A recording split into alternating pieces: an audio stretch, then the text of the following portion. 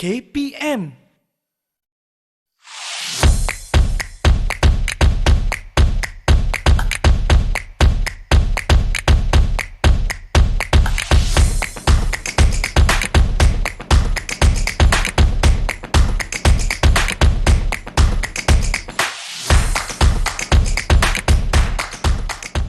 Assalamualaikum, salam sejahtera penonton Didik TV KPM. Anda bersama saya Nisa K di dalam Bina Upaya Guru, di mana di dalam program ini kita akan memaparkan kemenjadian guru, iaitu perjalanan atau laluan guru sama ada menjadi guru biasa, pensyarah maupun dalam bidang pentadbiran. Jadi secara ringkasnya, program Bina Upaya Guru ini memberi maklumat mengenai perkembangan laluan kerjaya ataupun hala tuju dalam profesyen keguruan. Tajuk kita hari ini, semua yang menonton kursus kepimpinan pemimpin pertengahan atau kita kenali sebagai LCML, Leadership Course for Middle Leaders. Untuk membincangkan topik kita pada hari ini bersama-sama dengan saya merupakan satu figura yang selayaknya kita jemput dan berada di sini kerana ini adalah orang yang tepat untuk membincangkan mengenai LCML pada hari ini, iaitu Datin Nik Marini Nik Abdul Malik yang merupakan pensyarah kanan juga pegawai meja LCML dari Jabatan Asas Pengurusan dan Kepimpinan Pendidikan Institut Aminuddin Baki. Selamat datang Datin. Terima kasih Nisa. Terima kasih kerana bersama-sama dengan kami di Didik TV KPM. Baiklah Datin, sedikit orang kata apa pengenalan berkenaan tajuk kita pada hari ini kepada penonton-penonton di rumah. Anjakan kelima di dalam PPPM tahun 2013 hingga 2025, Kementerian Pendidikan Malaysia KPM ingin memastikan kepimpinan berprestasi tinggi ditempatkan di sekolah-sekolah seluruh Malaysia untuk memastikan kualiti kepimpinan sekolah merupakan faktor kedua terpenting selepas kualiti guru di dalam menentukan keberhasilan murid-murid di sekolah seluruh negara. Jadi sehubungan dengan itu, kepimpinan sekolah ini bukan sahaja terdiri daripada ataupun melibatkan kumpulan-kumpulan atasan seperti pengetua, guru penolong kanan, guru-guru besar, malah ia juga melibatkan kumpulan pemimpin pertengahan. Betul. Mungkin Datin masih ada yang kurang jelas siapa pemimpin pertengahan ini. Siapakah mereka? Mungkin Datin boleh kongsikan sedikit definisi sebagai mukadimah rancangan kita pada hari ini. Silakan Datin. Okey, terima kasih Nisa. Okey, balik kepada definisi pemimpin. Saya akan pergi kepada definisi pemimpin pertengahan. Baik. Dan kita akan tengok siapa sebenarnya mereka di KPM. Baik. Okey, kalau mengikut Fleming, pemimpin pertengahan adalah merupakan orang yang berada di antara pihak atasan dan dia ada subordinate di bawahnya. Baik. Okey. Dia merupakan penantara antara pemimpin peringkat atas dan juga guru-guru. Kalau konteks kita guru-guru. So kalau konteks kita di sekolah dan dalam konteks LCML, kita merujuk kepada guru panitia di sekolah rendah dan guru kanan mata pelajaran di sekolah menengah. Mereka yang kita namakan pemimpin pertengahan di sekolah. Itu dia Nisa. Itu definisi siapakah pemimpin pertengahan. Kini sudah jelas. Inilah golongan yang kita sebenarnya jumpa hari-hari di sekolah. Murid-murid jumpa tapi tak tahu. Ingatkan cikgu biasa. Rupanya ini adalah golongan pemimpin pertengahan. Jadi saya dimaklumkan bahawa kursus kepimpinan pemimpin pertengahan ini dilaksanakan oleh IAB. Ia juga dijalankan mengikut satu kerangka LCML. Jadi mungkin Datin boleh huraikan apakah yang dimaksudkan dengan kerangka LCML tersebut. Okey, alright. Untuk menjalankan sesuatu kursus, kita akan berpandukan pada satu kerangka. Okey, kerangka yang dibina bermula daripada kita punya proses TNA dan segalanya lah. Baik. Ini perlu sebab kita nak memastikan apa yang kita berikan sampai pada sasaran dan keperluan semasa. Baik. So berdasarkan kerangka ini, pemimpin pertengahan ini akan diberikan kursus secara bersemuka selama 5 hari. Kita namakan itu intervensi. So dalam kursus tersebutlah kita akan dedahkan dengan pelbagai intervensi yang akan membawa mereka menjadi pemimpin pertengahan yang berkesan. Misal kita tak nak pemimpin pertengahan saja, kita nak bawa mereka menjadi pemimpin yang berkesan, berkesan dan juga bergaya. Okey, itulah. Lepas tu kita susuli dengan FDFT dan kita akan keluarkan pemimpin pertengahan yang komited dan tahu apa yang mereka perlu lakukan. Okey. Baiklah, jadi dalam kursus ini sendiri, berapa ramai atau seberapa besar yang terlibat ahli-ahli yang terlibat di dalam kursus setiap kali ia diadakan? Okey, setiap ambilan kita cuma maksimum kita akan berjumpa 30 orang. 30 orang pada setiap satu-satu sesi. Satu-satu ambilan. Baiklah, boleh Datin jelaskan pula tentang kerangka pemimpin pertengahan yang mana terdapat di dalam kerangka LCML yang baru saja Datin kongsikan sebentar tadi. Okey. So sepanjang kursus kita 5 hari ni, kita akan dedahkan peserta kita dengan kerangka ini. Baik. Okey, kerangka ini sebenarnya menjelaskan peranan pemimpin pertengahan tersebut. Okey, kalau kita tengok kerangka tersebut, kita ada 4 kondom dalam kerangka tersebut. Baik. Dan setiap kondom menjelmakan peranan pemimpin pertengahan. Okey, dan kalau kita tengok juga dalam model tersebut, kondom tersebut dilingkari oleh satu lingkaran yang kita namakan dia sebagai kompetensi terpenting, iaitu komunikasi.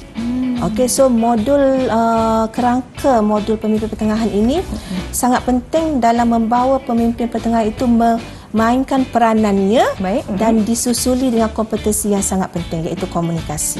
Datin ada sebutkan beberapa kali mengenai kompetensi pemimpin pertengahan. Apakah kompetensi yang dimaksudkan? Mungkin Datin boleh jelaskan dengan lebih lanjut, sebab saya nak tahu apakah yang dikira ataupun dianggap sebagai kompetensi pemimpin pertengahan ini. Okey.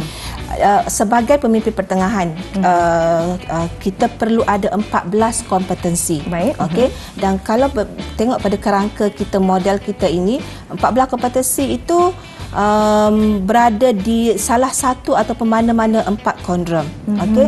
Dan 4 kondom tersebut, kalau kita boleh nak nampak, 4 kondom tersebut kompetensi komunikasi memainkan peranan yang sangat penting. Dia berada di 4 kondom. Baik. Okey. Selain pada itu, saya sebut 14 tadi kan. Betul. Dia ada juga kompetensi membuat keputusan. Okey, kompetensi pengurusan sosial dan juga proaktif. yang berada dalam kondom, mungkin kondom pertama dan kondom kedua ataupun mana-mana kondom. Kompetensi-kompetensi inilah pemimpin pertengahan perlu ada, perlu digilapkan kepada mereka dalam mereka berjaya dan menjadi pemimpin pertengahan yang bergaya. Baiklah, Datin ada sebutkan sebentar tadi, setiap ambilan bagi kursus kepimpinan pemimpin pertengahan ini sekitar 30 orang setiap ambilan. Jadi sekitar 30 orang ni, adakah mereka merupakan guru-guru dari seluruh Malaysia atau bertumpu kepada negeri-negeri sahaja? Okey, untuk makluman Nisa, IAB kita ada cawangan-cawangannya. Baik. Okey, so kalau macam IAB Induk, kita ada negeri-negeri yang dalam zon kita. So kita juga ada di Sabah dan Sarawak. IAB Cawangan Sabah, IAB Cawangan Sarawak. Okey, Institut Mendaki Cawangan Sabah, Institut Mendaki Cawangan Sarawak, Cawangan Utara pun kita ada, dan juga Pahang di Genting Highland. Kita ada Institut Mendaki Cawangan Pahang, Cawangan Genting Highland di Pahang, di kawasan Tanah Tinggi, Nisa. Baiklah, ini adalah sedikit orang kata pengenalan terhadap topik kita hari ini, kursus kepimpinan bagi pemimpin pertengahan. Kita akan berbicara dengan lebih lanjut, jadi jangan ke mana-mana, kembali selepas ini di Didik TV KPM.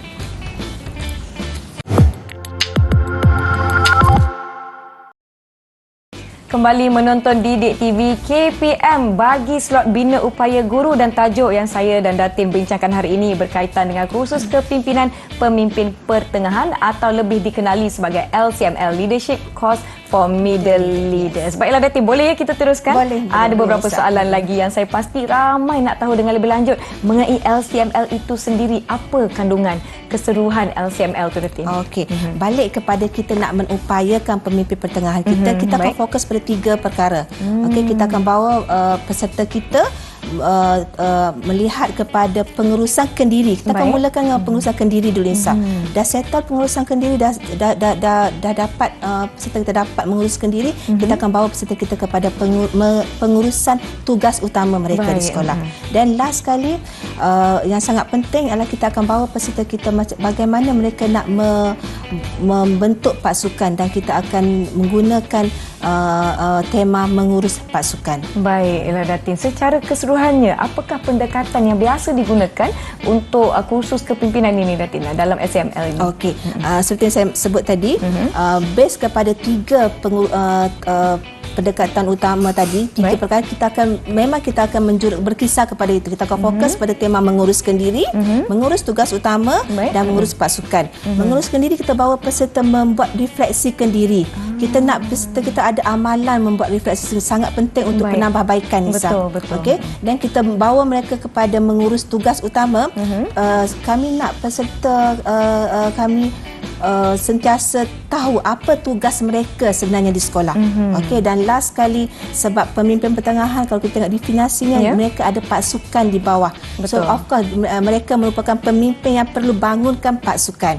So kita akan kongsi bersama peserta bagaimana how to mereka nak membangunkan pasukan mereka.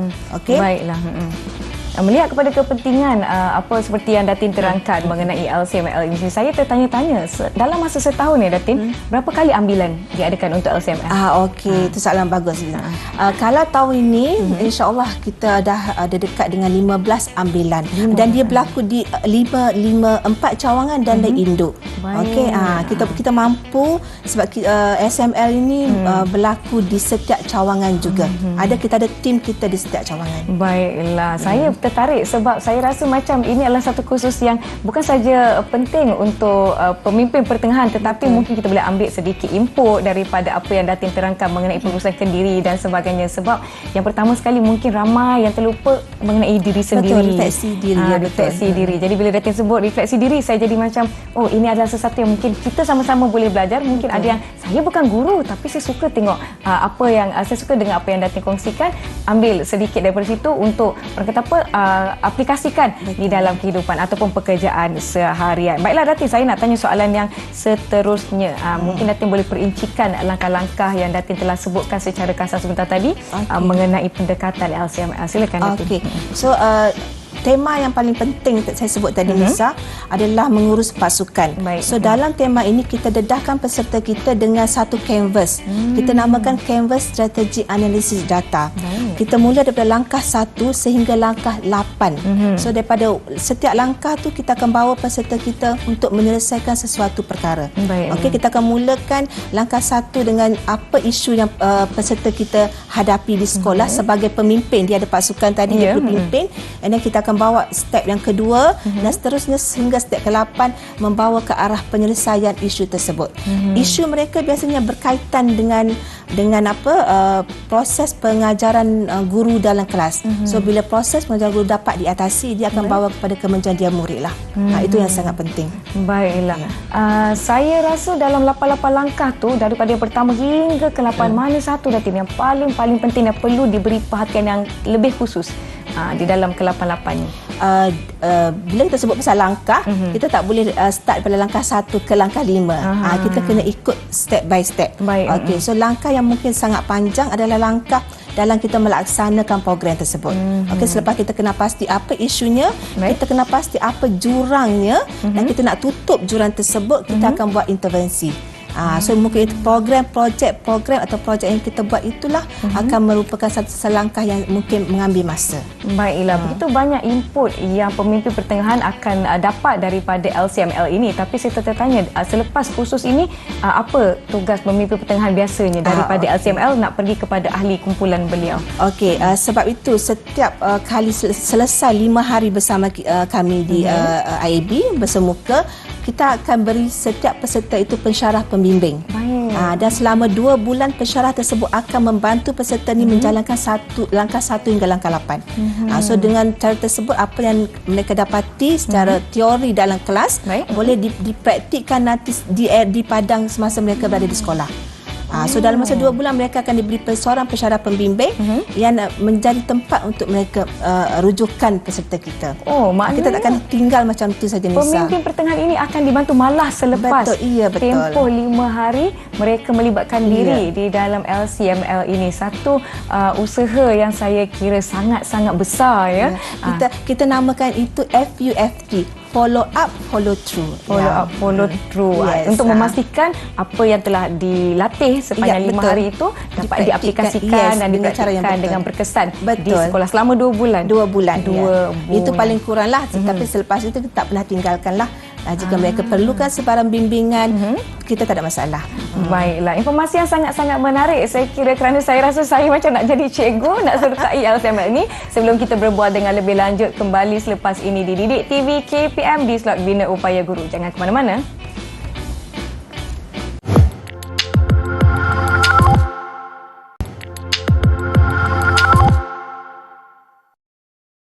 Anda sedang menonton Bina Upaya Guru di saluran Didik TV KPM. Masih bersama saya Nisa K dan masih bersama dengan Datin Nik Marini Nik Abdul Malik membincangkan tajuk kita hari ini, kursus kepimpinan pemimpin pertengahan atau kita sebutkan sebagai LCML, Leadership Course for Middle Leaders. Baiklah Datin, kita sambung persoalan dan juga perbincangan kita hari ini. Apa pandangan Datin mengenai input, output dan juga impak bagi kursus LCML ini kepada peserta-pesertanya? Okey. Kebanyakan pemimpin pertengahan di sekolah dia kurang jelas dengan apa yang mereka perlu lakukan sebagai pemimpin. Okey, mereka guru. Okey, tapi bila diberi tugas sebagai memegang jawatan GKMP, saya sebut tadi guru kanan mata pelajaran dan juga guru panitia, mereka perlu membimbing dan menjadi seorang pemimpin. Okey, so dengan peningkatan 14 kompetensi sebut tadi, dengan output yang kami beri, kami jangkakan pemimpin pertengahan ini akan bawa peranan mereka dengan berkesan. Baik. Okey.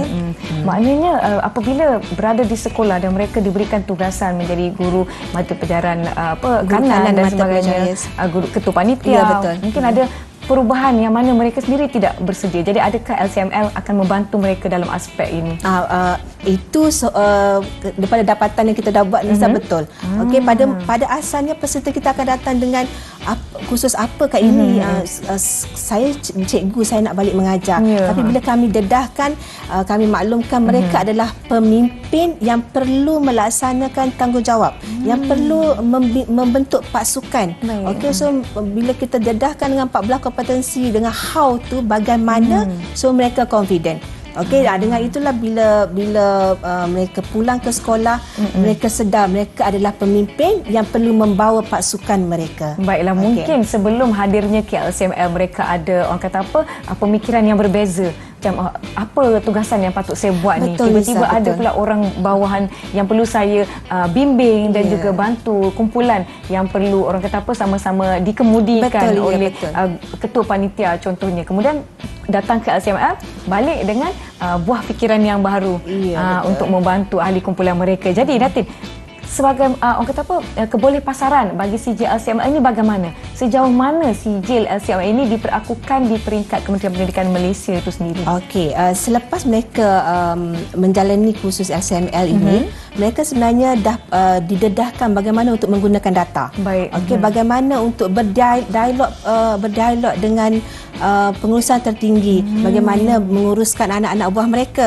So itu membawa mereka confident. So bila confident ni, seterusnya dia akan membawa mereka kepada satu kelebihan untuk mereka. Bila mereka pergi untuk sesuatu, mungkin temu duga kenaikan pangkat, mereka akan lebih menyerlah.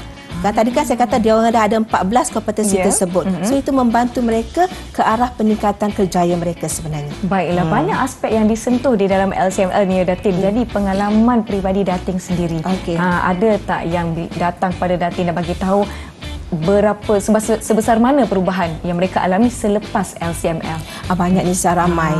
Kami pun rasa macam tak sangka. Tetapi kan satu perkara yang mereka kata atau perkara yang mereka belajar daripada LCML adalah kita orang selalu guna hashtag lunakkan komunikasi. Lunakkan komunikasi. Itu hashtag LCML. Lunakkan komunikasi. So maksudnya you menjadi orang pengantara antara pihak pengurusan dan mereka ada anak-anak buah di bawah. So mereka perlu lunakkan komunikasi untuk menstabilkan pihak atasan dengan pihak bawahan. Saya setuju kerana komunikasi itu sangat-sangat penting. Untuk bukan saja menyampaikan informasi Datin, tapi untuk memastikan informasi yang disampaikan itu jelas dan kita punya target ataupun kita boleh capai apa yang kita nak capai. Jadi jelas sekali LCML ini memberi fokus kepada pemimpin pertengahan seperti yang Datin telah kongsikan sepanjang hari ini. Jadi boleh Datin jelaskan ataupun nyatakan sekali lagi siapa sasaran IAB untuk menyertai LCML ini? Okey, seperti saya nyatakan tadi, sebelum ini fokus kita adalah guru kanan mata pelajaran di sekolah menengah. ketua panitia di sekolah rendah. Baik. Tapi bermula tahun 2020 kita dah mula perluaskan sasaran kita kepada pegawai-pegawai di PPD, Pejabat Pendidikan Daerah, Baik. di JPN, Jabatan Pendidikan Negeri, juga di bahagian-bahagian KPM. Dan mereka terdiri daripada ketua unit Baik. atau ketua jabatan atau juga ketua penolong pengarah. Okey, itu antara peserta-peserta yang menjadi sasaran untuk LCML. Baiklah, Datin, mungkin ada yang menonton kami di sini pada hari ini rasa tertarik sangat-sangat dengan LCML, termasuklah saya. Jadi bagi mereka yang menonton dan tertarik serta berminat untuk menyertai LCML, bagaimana mereka boleh hubungi ataupun siapa yang patut mereka hubungi untuk LCML? Alright, boleh terus hubungi kami di Institut Amin Baki. Baik. Ataupun kalau boleh terus juga pada saya sebagai pegawai meja LCML dan di nombor telefon saya. Baik. Dan juga penyelaras cawangan di setiap cawangan. Di setiap cawangan kita ada penyelaras LCML. So bergantung pada negeri mana peserta kita berada, dia akan terus kepada cawangan tersebut. Ya, betul. Baiklah, cawangan-cawangan ini berada di zon-zon yang mana ada beberapa buah negeri, ada di dalam satu zon dan sebagainya. Baiklah, terakhir sekali Datin, memandangkan rancangan kita telah pun tiba di penghujungnya. Saya nak tahu harapan Datin untuk SML dan juga mereka yang menonton kita pada hari ini. Silakan Datin. Harapan kami di Institut Amin Baki lah, pemimpin pertengahan ini kami perlu gilap mereka. Betul. Mereka ni seperti analogi yang selalu kami guna, mereka seperti sandwich.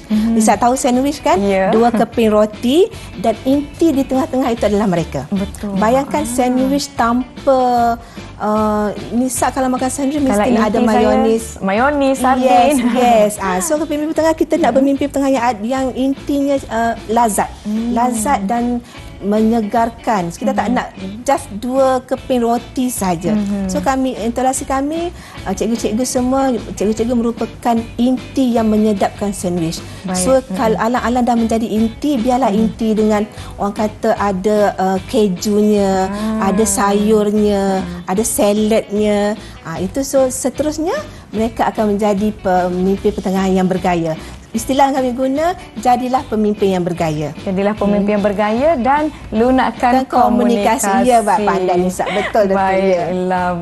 Penonton-penonton kita di rumah, sekali lagi topik kita hari ini, kursus kepimpinan pemimpin pertengahan telah pun dihurai dan dikupas dengan orang kata apa, dengan banyak sekali oleh Datin Nik Marinini Abdul Malik bersama-sama dengan kita hari ini. Jadi diharapkan anda semua mendapat input dan juga mendapatkan idea sekiranya ingin menyertai dan berminat untuk mengetahui dengan lebih lanjut mengenai LCML ataupun Leadership Course for Middle Leaders, boleh hubungi seperti yang disebutkan oleh Datin sebentar tadi. Terima kasih saya ucapkan kepada Datin Nik Marinini Abdul Malik kerana bersama-sama dengan kita hari ini. Datin merupakan pensyarah kanan juga pegawai meja LCML dari Jabatan Asas Pengurusan dan Kepimpinan Pendidikan Institut Aminuddin Baki. Penonton-penonton di Didik TV KPM, semoga kita bertemu lagi dalam Bina Upaya Guru. Terima kasih, kita jumpa lagi.